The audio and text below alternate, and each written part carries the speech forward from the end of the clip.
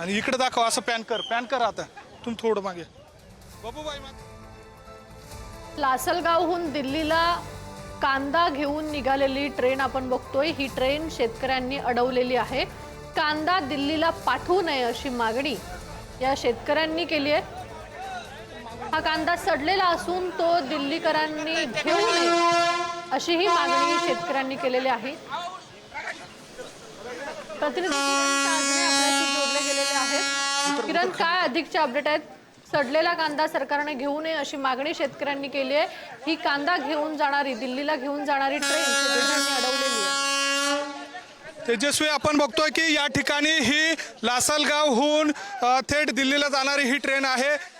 कांदा एक्सप्रेस म्हणून तिच्याकडे एकूणच CWCच्या माध्यमातून संबोधलं गेलेलं आहे आणि जे शेतकरी आहेत त्यांच्या माध्यमातून या ठिकाणी ही ट्रेन रोखण्याचं काम केलं जातं. आपण बघतोय की गणेश निंबाळकर हे जे शेतकरी आहे यांनी यापूर्वी सुद्धा ट्रेन रोखलेली होती.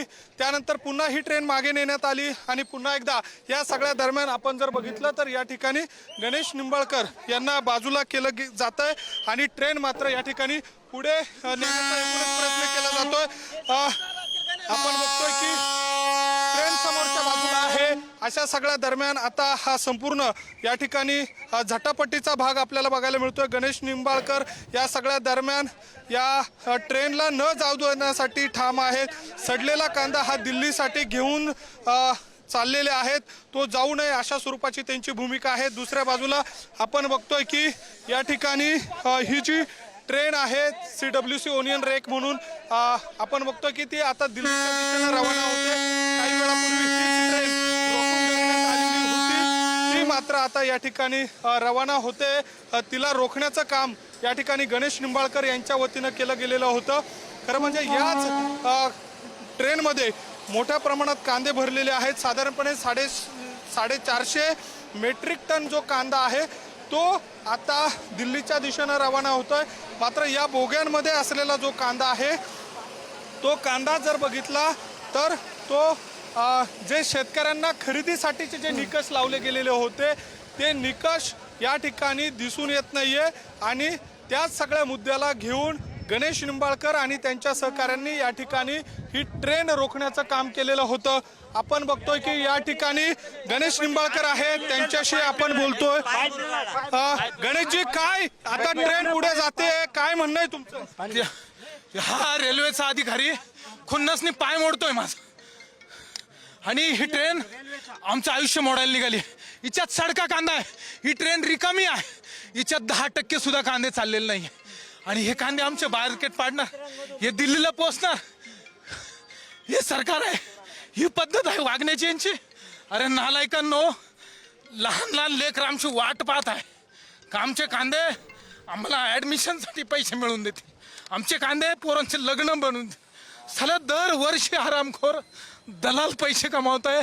शिकलेली सवरलेली पोरं नोकऱ्या नाही म्हणून शेतीतनं पैसे काढण्याचा प्रयत्न करतात. ही अशी ही दगाबाजी सरकारची, आपल्याच सरकारची. नकोय मला असा भारत देश, मला या देशाचं नागरिकत्व नकोय. मी दुश्मन राष्ट्र पाकिस्तानमध्ये राहणं पसंत करेल, पण असल्या देशात 5 वर्षापासून शेतकऱ्याच्या कांद्याच्या नावाखाली ही लोक हरामखोर कांदाच नेत नाहीये तरी कांद्याचे बाजार पडणार आहेत. हा म्हणे 30 रुपयाने ट्रेन भरली आहे, रिकामी ट्रेन आहे साहेब. आणि हेच आमचेच पोलीस अधिकारी आम्हालाच त्या ठिकाणी अडवणार आणि आमच्याच कांद्याला बाजार उद्या पडणार. आम्ही आता कांदे लावतो, 20,000 रुपयाने काल उळं आणलं आम्ही आणि त्याचे किती पैसे होणार आम्हाला? नालायकपणा सुरू आहे तुमच्या. काय पाय मोडतोय माझा. मोठ्या पार्टीचे नाही ना आम्ही, मोठ्या कोणी नाही ना, प्रोटेक्शन नाही ना आम्हाला. हरामी साले, मला या देशाचं नागरिकत्वच नकोय. 5 वर्ष बघतोय आम्ही, हे हरामखोर आमच्याशी दगाबाजी करतायत. काय पद्धत आहे त्यांची? हे गणेश निंबाळकर आहे, यांनी ही ट्रेन रोखण्याचा प्रयत्न केलेला होता आणि आता मात्र दुसऱ्या बाजूला ही जी ट्रेन आहे जी दिल्लीसाठी कांदा घेऊन जाते ती मात्र या ठिकाणी पुढे पुढे जाताना आपल्याला दिसते। एकूणच जर बघितलं तर नाशिकहून जवळपास 2 ट्रेन या एक दिल्लीसाठी आणि एक गुवाहाटीसाठी रवाना होणार होती। मात्र आत्ताची परिस्थिती जर बघितली तर कांद्याची एकूण परिस्थिती पाहता या सगळ्या दरम्यान निफाड होऊन जाणारी जी नाफेडच्या माध्यमातून जी ट्रेन होती ती रद्द करण्यात आली।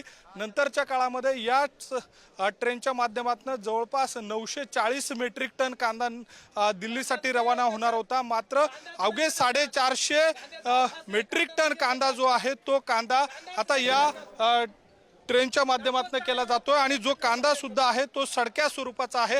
अशा स्वरूपाची एकूण आरोपांची या ठिकाणी राळ उठते। कांद्याची साईज सुद्धा कमी आहे, त्यामुळे मोठा या लासलगाव रेल्वे स्थानकाच्या बाहेर गोंधळ सुरू असल्याचं आपल्याला बघायला मिळतंय।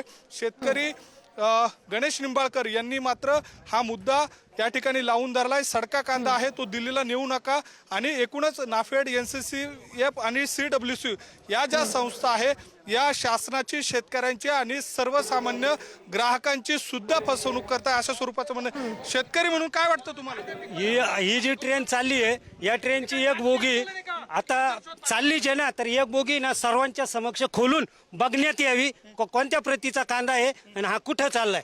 आम्हाला रेल्वे जाऊन द्यायला काहीच अडचण नाही, पण तुम्ही एकदा मालाची शहानिशा करा आणि आता पोलीस प्रशासनाला बिगर नंबरची गाडी दाखवली का तिच्यावर कारवाई करा। तिच्यावर कारवाई त्यांनी केली नाही, ती गाडी निघून गेली आणि आमच्यासारखे निर्दोष माणसं आम्हाला पकडून बाजूला केलंय। आपण बघतोय की पोलीस प्रशासनावर सुद्धा या ठिकाणी आरोप केले जात आहे आणि प्रामुख्याने जर बघितलं तर कांदा हा इथल्या शेतकऱ्यांच्या दृष्टीने अतिशय महत्त्वाचा मुद्दा आहे आणि त्याच मुद्द्याच्या पार्श्वभूमीवर या ठिकाणी आता ही कांदा एक्सप्रेस रोखण्याचा प्रयत्न केलेला होता। मात्र पोलिसांनी या ठिकाणी गणेश निंबाळकर आणि त्यांचे जे सहकारी होते त्यांना बाजूला केलेलं आहे। ट्रेन मात्र सध्याच्या घडीला या ठिकाणी थांबलेली आहे, काही वेळातच ती रवाना सुद्धा होईल। मात्र अशा सगळ्या परिस्थितीमध्ये एकूणच मोठा या सगळ्या नाफेड आणि NCCFच्या कारभारावर गंभीर स्वरूपाची टीका केली जाते, गंभीर आरोप केले जात आहे। त्यामुळे शासन पातळीवर या सगळ्या आरोपांची काय नेमकी दखल घेऊन कारवाई केली जाते हे सुद्धा पाहावं लागणार आहे। आपण बघतोय की बोगी रिकामी आहेत अशा स्वरूपाचं सुद्धा हे इथले जे आंदोलनकर्ते शेतकरी आहेत ते म्हणताय आणि आत्ताच्या घडीला या ठिकाणी त्याच सगळ्या शेतकऱ्यांना त्या ठिकाणी त्या जे आंदोलक आहेत त्यांना बाजूला केलं जात आहे। एकूणच पोलीस प्रशासनानं या ठिकाणी कुठल्याही स्वरूपाचा अनुचित प्रकार होऊ नये या दृष्टीने प्रयत्न केलेले आहेत। इथले लासलगाव पोलीस ठाण्याचे API आपल्यासोबत आहे। सर, काय नेमकी ही परिस्थिती उद्भवलेली होती, आपण काय कार्यवाही केली? नंतर बोल। पोलीस अधिकारी मात्र या सगळ्या दरम्यान बोलत नाहीये। अशा सगळ्या परिस्थितीमध्ये आपण बघतोय की अजूनही पोलीस कर्मचारी या ठिकाणी आक्रमक झालेले आपल्याला दिसून येत आहे। तर हा कांदा दिल्लीला नाही गेला पाहिजे अशी मागणी संतप्त शेतकऱ्यांनी केली आहे। दुसरीकडे आंदोलकांना बाजूला सारत ही ट्रेन दिल्लीला रवाना झाली आहे। धन्यवाद किरण, तुम्ही या सगळ्या अपडेट आमच्यापर्यंत पोहोचवल्या।